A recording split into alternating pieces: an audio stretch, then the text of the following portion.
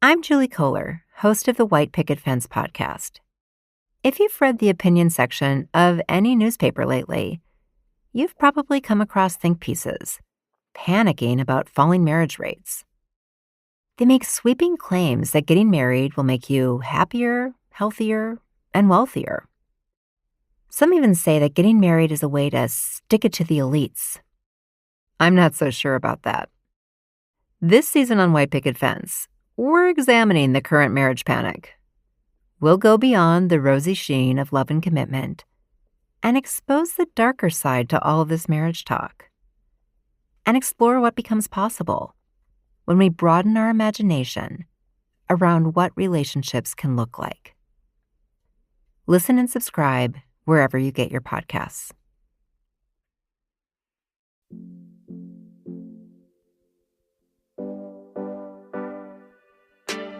Hey Brown Girls, it's Ashanti, host of the Brown Girls Guide to Politics.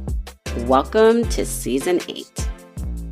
Right now, women of color are at the helm of our most important political organizations. They're running the show without a playbook and taking on the reins and showing up in the face of national crises, all in the middle of a pandemic. We're diving deep into what it means to be a trailblazer in politics during these changing times. To kick off the season, we're talking to one of the biggest names in organizing and politics, Laphonza Butler, president of Emily's List. We spoke less than 48 hours after Emily's List issued a statement condemning Arizona Senator Kristen Sinema's opposition to filibuster reform. Laphonza told us about her journey, her inspirations, and the most important thing that she's keeping at the front of her 2022 strategy: voting rights. I hope you enjoy our conversation.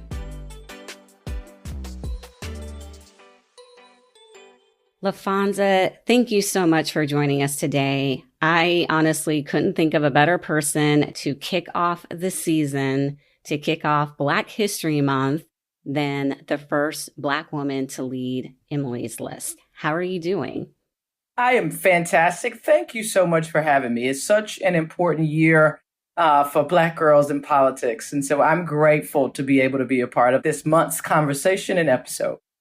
We have so much to talk about. You're kicking us off for Black History Month, but we are recording this the day after we have seen the Senate, especially Senate Republicans, also 2 Democrats, once again hold us back on voting rights, which we know are so important to Black women, brown women, women of color. We know it's fundamental. So you put out a really great statement. Just tell me what you think about all of this and how it's going to impact Emily's List work during another crucial midterm election cycle. It's a great question. We are organizations whose work is in the space of electoral politics are having to think about how do the laws that Republican legislatures from state after state, how are those laws going to impact the work that we do? And the fact that the federal government, namely the Senate, failed to create federal standards. And so for Emily's List, it changes very little, honestly, Ashanti. This is an organization that was founded almost 40 years ago because we knew that the face of American politics needed to change. And we still feel that way today. Every time there have been barriers put in front of this organization and communities that we work with and the women that we work with to recruit and help to support, every time those barriers are thrown in our way, we find a way over them. We find a way around them. And in this moment, that is exactly what we intend to do.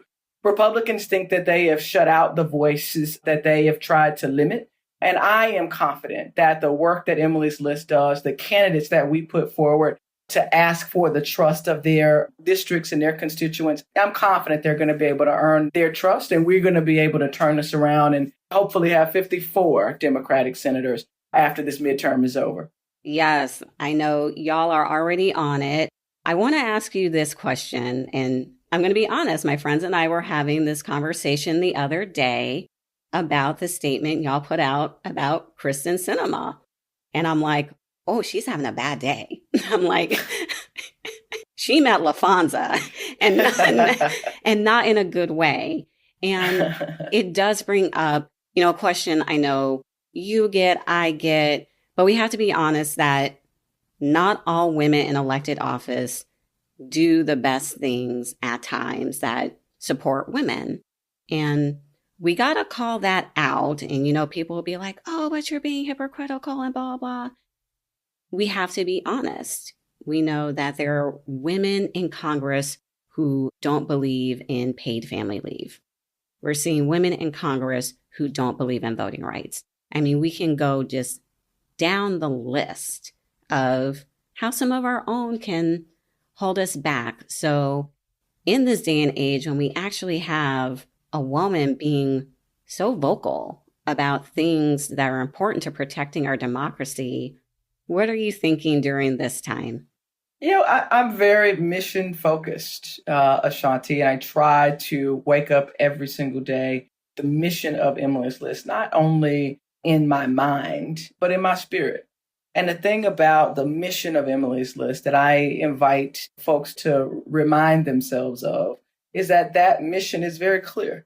Electing Democratic pro-choice women. Now, more often than not, people focus on Democratic and pro-choice, but I would suggest to them that there is a verb in front of that action is required. We have to actually be able to elect these women and have our candidates earn the trust and support of the people who they're asking for their vote. And so how we are approaching it is purely from that point of view. The fact that so many communities will be impacted negatively, that they can no longer have the full faith that their vote and voice will be counted and heard because of the laws that are being passed all over this country. When did it become illegal to be able to give someone water who was standing in line? Mm-hmm. It became illegal when Georgia Republicans decided that they did not want communities across Metro Atlanta to stand in those lines and be determined to cast those ballots. And so, look, for me, for Emily's List, we are going to focus on the action of our mission.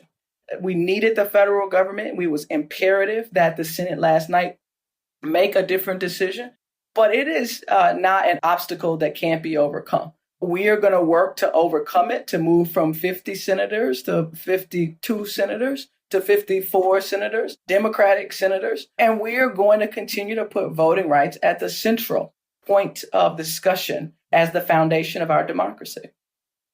And keeping with the Senate, more good Democratic women in the Senate, you also have a great op-ed in Essence. Y'all, Laphonza's been busy this week. I'm like, let me update all the things I need to ask Laphonza about because it has changed in 72 hours. She has been so busy. You have this great op-ed talking about the need for us to have a Black woman in the Senate again. You worked with our now Vice President, Kamala Harris. Tell us a little bit more about those efforts. We put out the op-ed, and there's a great comms team at Emily's List, and I was able to work with our team to make sure that we were marking not only the moment of the first year anniversary of the first woman, the first Black woman, the first woman of color being in the second highest office, most powerful office in the world. It is an anniversary that all of us should be celebrating. I know I am. I know my little girl is. And so as we were thinking about what it means and reflecting on what it means to have Vice President Harris, we also have to appreciate that in this moment where we're having a conversation in the Senate about voting rights and the constraints that these laws that are being passed in state after state, who they actually have impact on. There are lots of communities that are represented in that conversation. And the community that is noticeably not represented in that conversation in the U.S. Senate is the voice of Black women. And for me as a Democrat, a lifelong Democrat, having seen women like my mother and grandmother, my aunts, the neighbors in my community every year do everything they could to work on behalf of the Democratic Party to know that their voice is not being heard or represented in that debate on the floor of the U.S. Senate.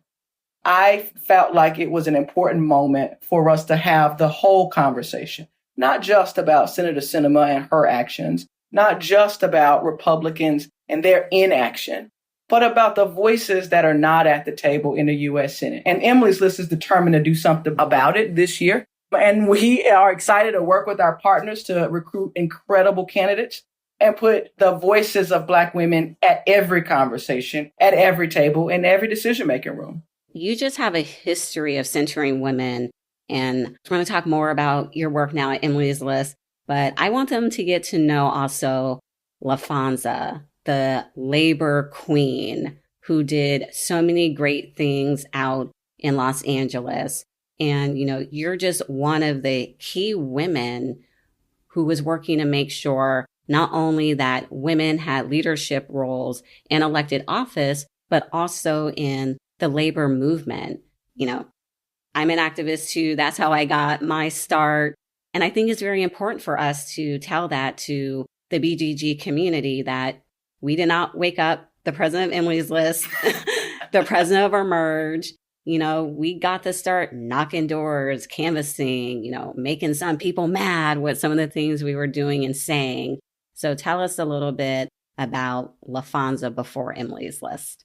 That's such an incredibly important question to help frame my perspective on my approach to Emily's List. And I think it's important for the community to know that Laphonza, that showed up at SCIU as a 21-year-old organizer whose frame of social justice was always that of the civil rights movement, not the labor movement per se, but began to only understand that those two things worked synchronously because I had the experience of attending a historically Black college. Go ahead and shout it out. It's important to who I am. I am a Jackson State Tiger, I love.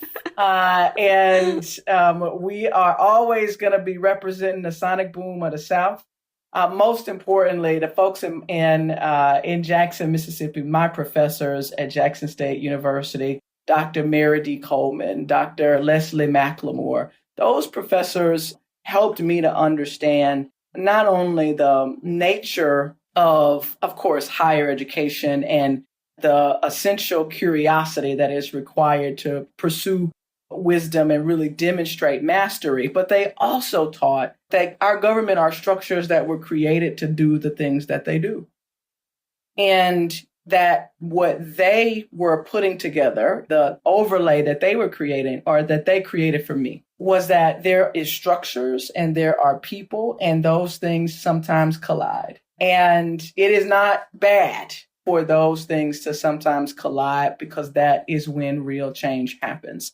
And so I went from being a young tiger at Jackson State to wearing my purple T-shirt, to proudly be learning how to be an effective organizer, labor organizer at SCIU, working with men and women every single day, asking them to put their jobs on the line, their very livelihoods on the line, to be able to build power with their coworkers to change the system that was keeping them in poverty, their employer, that was keeping them silent, their company, that was keeping them in some instances away from their kids, the hours, their schedules that they work, the fact that they didn't have health care to provide for their families. And so I proudly spent 18 years at SCIU, from the time I was 21 years old to the time I was 39. I worked in the labor movement. I wore that purple T-shirt. I marched up and down streets. I walked the halls of state legislatures and city halls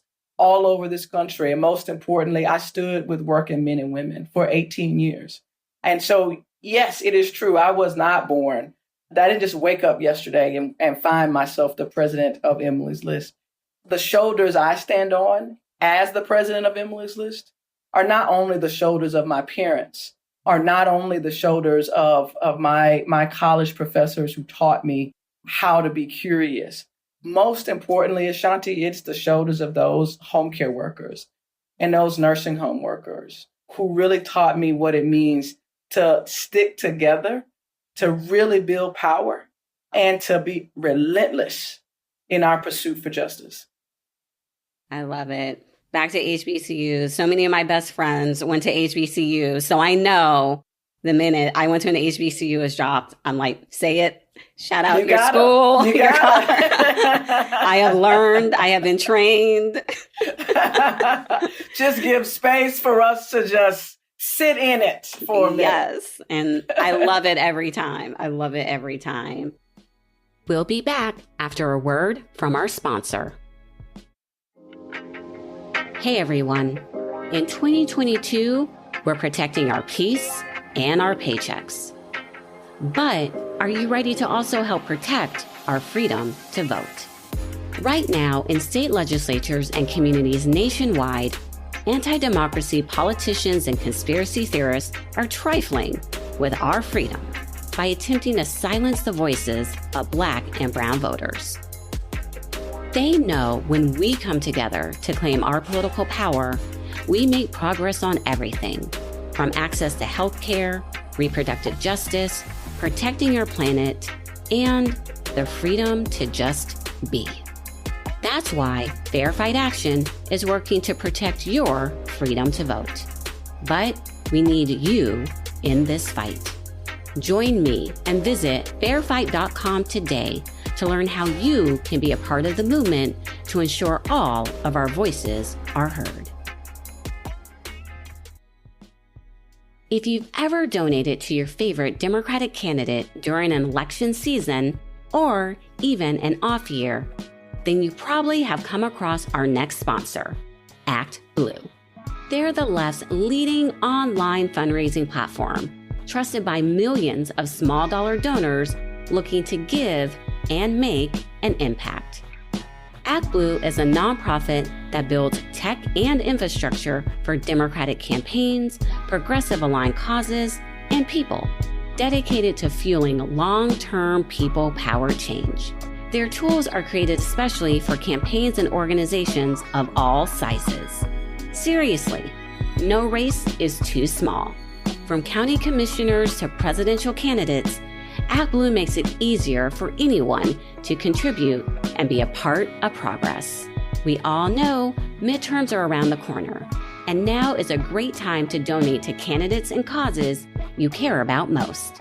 Go to actblue.com/directory to find candidates and causes to give to.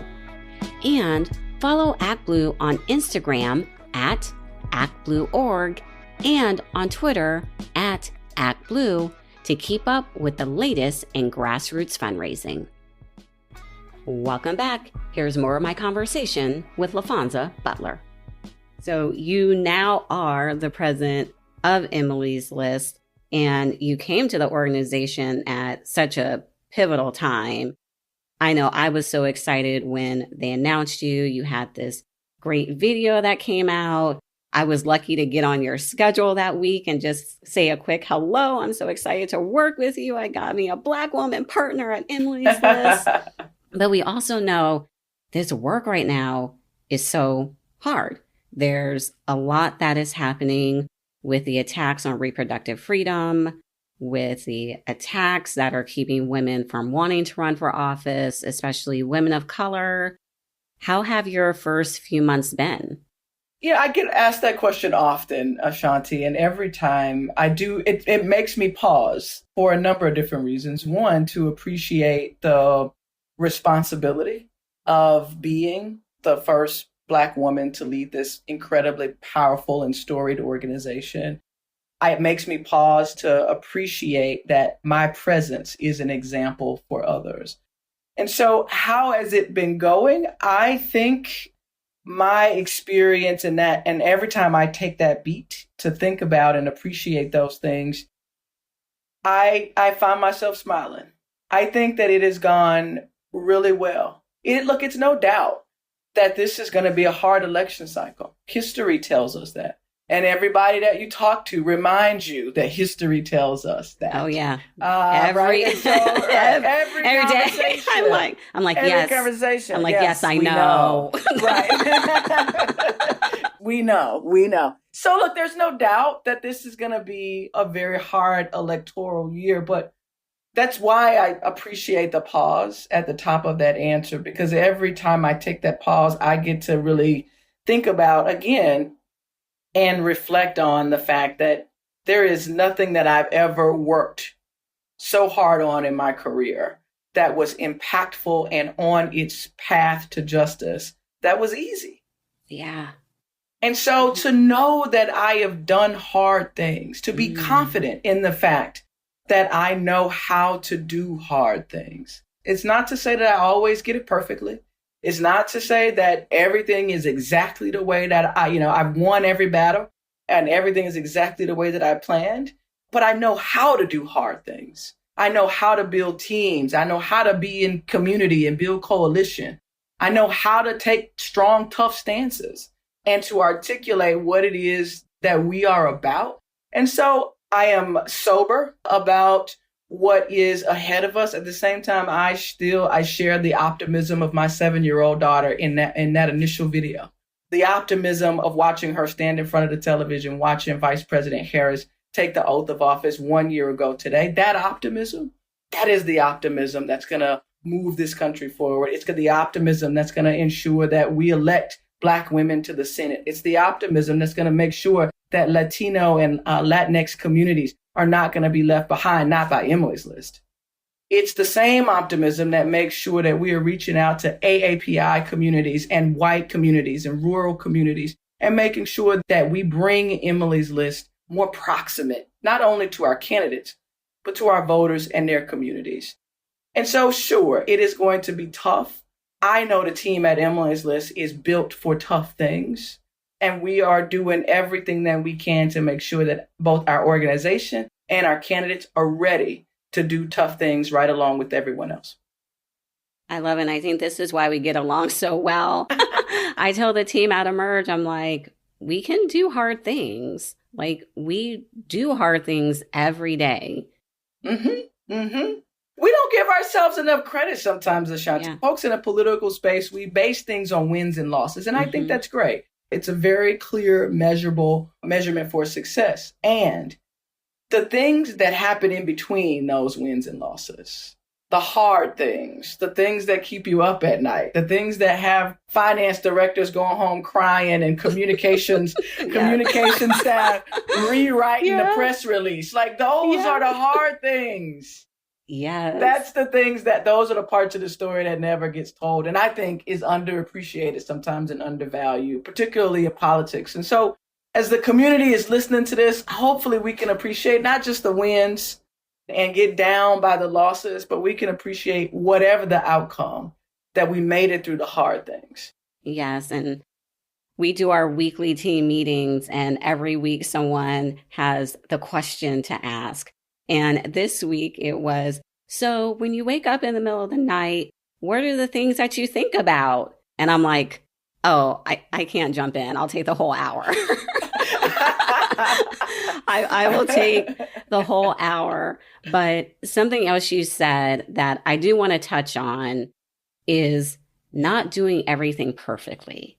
And I love that you said it. When I took over Emerge and spoke to the team, I let them know, I'm not going to be perfect. I'm going to make mistakes. I'm like, also, Emily's List has never been done before. Emerge has never been done before. There's no playbook. I took over right at the beginning of the pandemic. You're also a pandemic president. We don't get to turn to like chapter 3, pandemic. Here's how you run it. I looked on Audible. It's not there. I know. There is no book for it. You are right. Just tell me how to do this. And let's just like dive a little bit into that, especially as women in leadership. There's people who would tell us, no, you can't say anything like that. You always have to be right. You have to be strong. And I know for both of us, we're like empathetic servant leaders. And that means that I'm not always going to get it right. I'll admit that I didn't get it right, but guess what? We'll work to fix it. That's 1,000% right. And thanks so much for bringing this up. I think it's a really important conversation, particularly as we head into this, what we've already discussed is going to be a really hard electoral cycle.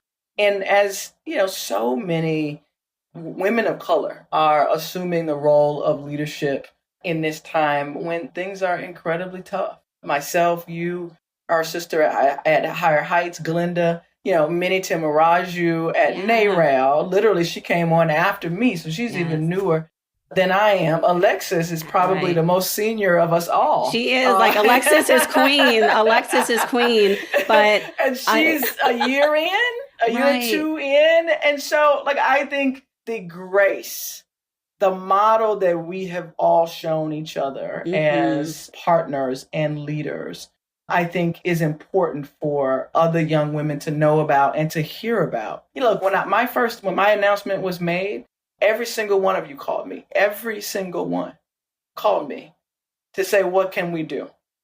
How can we be helpful? And I think one of the things that I might have said to my team, and don't quote me on this, but I'm pretty sure I did, because I say it to every team I lead, not only will I not get it right all the time, I will get on your nerves. Expect it. It's coming.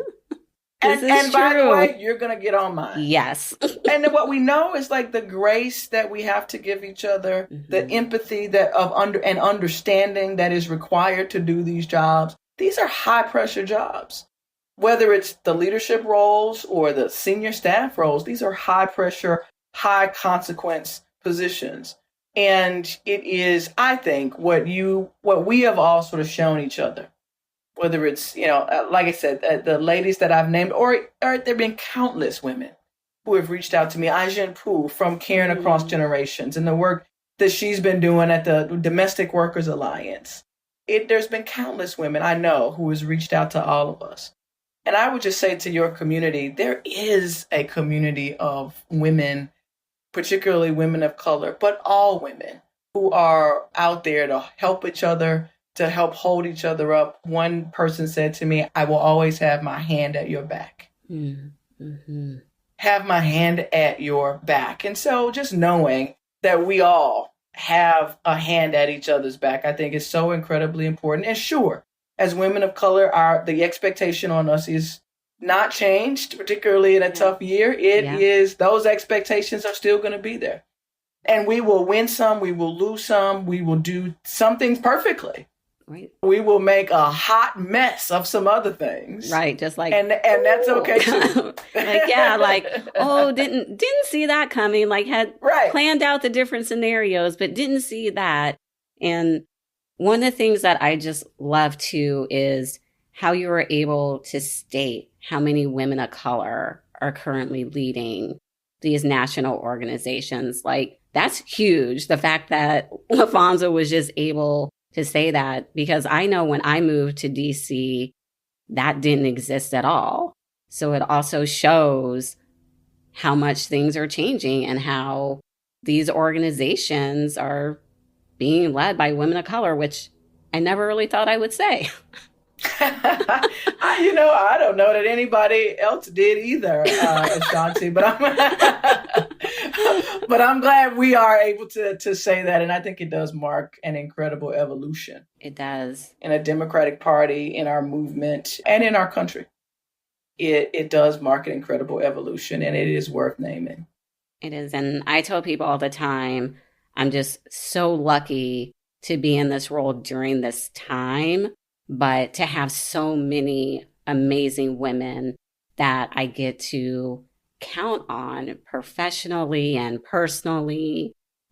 You need that. So I feel very blessed to have so many sister CEOs, as I like to say. That's incredibly powerful. That is incredibly powerful. Laphonza, I could talk to you forever, but I want to close us out. Give the BGG community one of your key lessons learned. Always negotiate from a position of power. No matter the situation, it is always a negotiation. Oftentimes we negotiate with ourselves, but always remember that you are standing in an incredibly powerful place and being, and you are incredibly powerful just as you are. And so any negotiation moves based on that. So BGG community, never forget your power and negotiate from there. Laphonza, thank you so much. And I can't wait to see all the amazing things that you're going to continue to do. We are just lucky to have you leading during this time. Thank you so much. I really, really appreciate it. And if there's anything I can do for the community, always here. Thank you.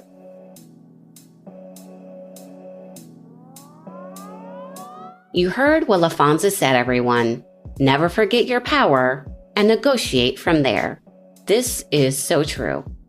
As women of color in politics, we're playing in a system that was not built for us. And if you've been a longtime listener of the podcast, you have heard me say that many, many times. This system was built for white land-owning men. That part of the history books, they're not trying to change.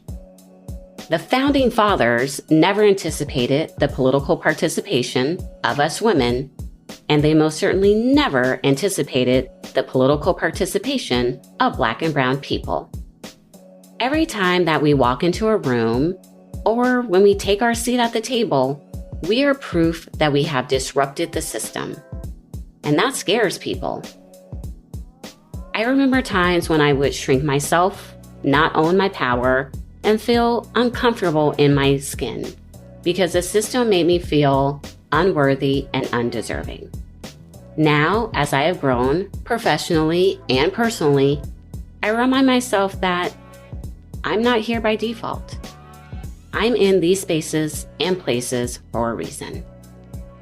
You both heard Laphonza and I talk about how the work that we do is hard.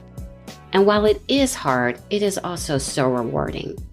We do this hard work so other brown girls can walk into rooms, put their name on the ballot, take their seat at the table, and fully own their power. So in conclusion, in times of doubt, know you have power, own it, and yield it to do more good.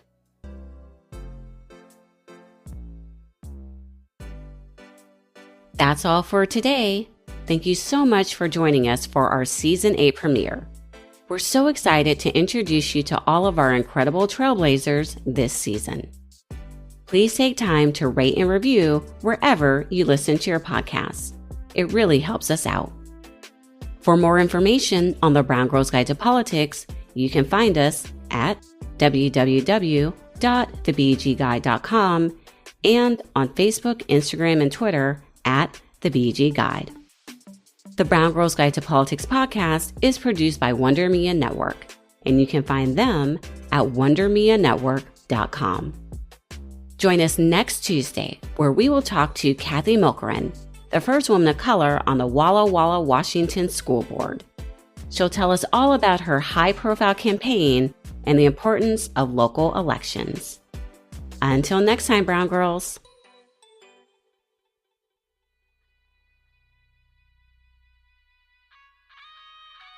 Hey, Brown Girls, I want to tell you about a podcast I think you'll love. It's called Well-Read Black Girl, and it's the literary kickback you never knew you needed. Author and founder of the Well-Read Black Girl Book Club, Glory Edom, sits down with some of our favorite authors of color for close conversations on art, culture, and the power of the written word. Luminaries like Tarana Burke, Gabrielle Union, Anita Hill, and more discuss how they found their voice, honed their skill, and composed some of the most interesting and impactful writing of the day. You'll meet Black bookstore owners, literacy advocates, and members of the Well-Read Black Girl Book Club who pay homage to the literary legacies of the women who paved the way. Whether you're an aspiring writer, a total bookworm like me, or just want to peek behind the page of the brightest minds around you, this show is for you. Listen to Well-Read Black Girl wherever you get your podcasts.